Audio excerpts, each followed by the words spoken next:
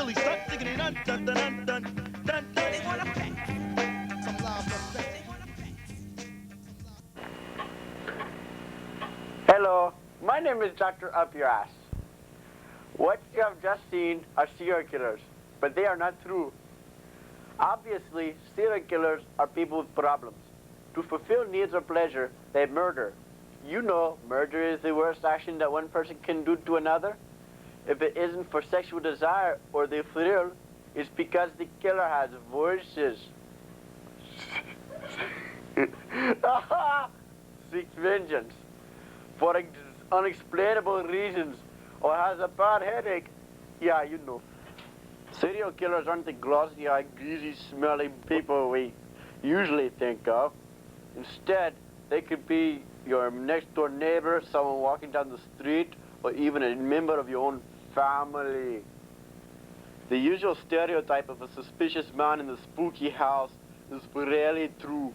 Yes, most of them are loners and seem to have strange habits, but you never know. Movies and television sometimes distort that what serial killers appear to be. Instead of showing that you may know or relate to them, they make them unstoppable killers. They don hockey masks and carry around chainsaws, murdering numerous unsuspecting teenagers. However, the serial killers choose their victims randomly and do away with them in a regular or trademark fashion. Not after being shot 5 million times. Yeah. In fact, most horror movies with serial killers are modeled after real convicted killers. They share the same personality, and sometimes they seem to be the immortal version of their mayhem. The Texas Chainsaw Massacre was loosely based on the case of Ed Gein, a seriously deranged man that wished to reconstruct in his mind his dead mother. Like Gein, Leatherface, the murderer in the Texas Chainsaw Massacre, you know that guy, you know, paraded around in the skin of his female victims. Psycho was also based on the Gein case. I wonder why. In that movie, Norman Bates stuffed his mother to preserve her. Serial killers are brought up in this world in very similar ways. Child abuse, both the physical and mental aspects, always seem to play a role. Wow. Sexual abuse and beating of the young killer come back in life and take effect. The putting down of a child lowers their self-esteem to the point where they feel a need to be superior to others. Other characteristics as a child are the abuse and even slaughter of animals such as the family dog or cat. Ripping apart dolls in an attempt to fulfill pleasure can also be a sign. When I speak of all this, I don't mean everyone who has gone through this will become a serial killer. These are just characteristics and seem to be what they possess. Many people may grow up in poverty and not become serial killers, but poverty is usually a common trait they all share, with the exception of someone like Ted Bundy. Bundy was an aspiring law student and is a very friendly, likable person. He once captured a purse snatcher and returned it back to the owner. He received a commendation from the Seattle Police Department. That's good.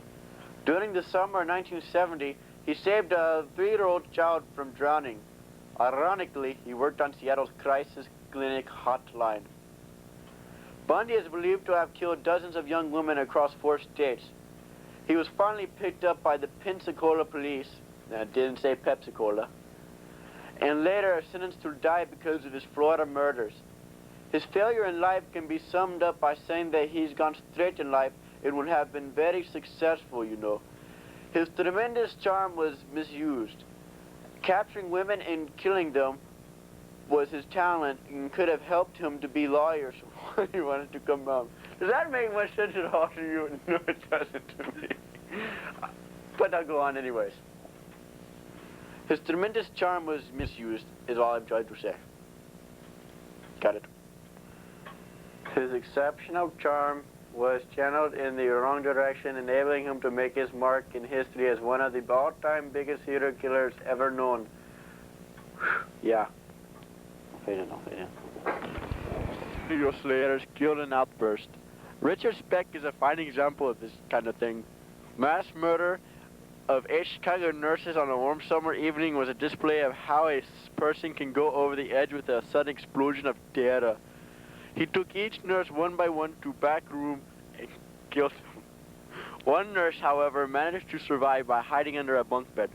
She watched in horror as Speck performed his act of terror. Speck used a knife and waved a gun around, telling the nurses that all he wanted was their money, tricking them in the worst way. Speck had 8 major brain concussions before the age of 14.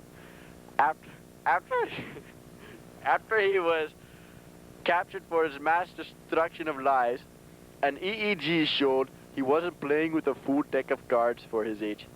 Violent behavior has been related to cerebral disturbances, brain dysfunction involving epilepsy, mental retardation, minimal brain disorders, strokes, brain tumors, head injuries, and malnutrition all result as a form of this kind of action. Usually brain injury that causes outbursts of anger, not violence. Honk honk. Pleasures derived from mass murder is the story of John Wayne Gacy. Gacy was a respected citizen and a contractor who just happened to save an interest in the young boys he hired to work for him. He would take the unsuspecting boys to his home, handcuff them, sexually assault them, and then kill them. He would bury them remains in the crawl spaces under his house. Before he was caught and convicted and killed at least 30 and 40, possibly more young men. He killed them. His use of innocent young boys was strictly for fulfilling his sexual needs. He lured them in with his promise of a good job. His role as a contractor gave him the superior edge in coaxing the boys into their doom.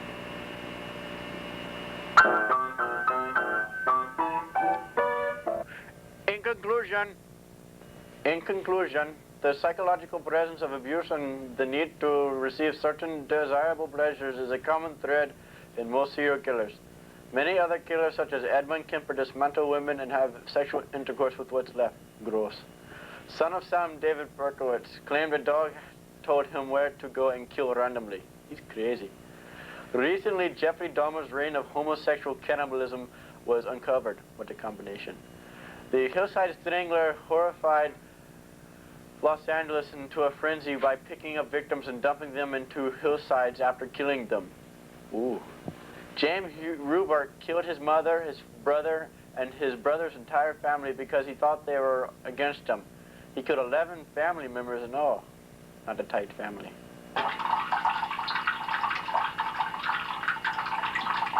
Serial killers are out there, whether you're continuing their dastardly deeds, just starting or just finishing. You'll probably never know who they are unless you meet one face to face. I hope you enjoyed the show. Thank you.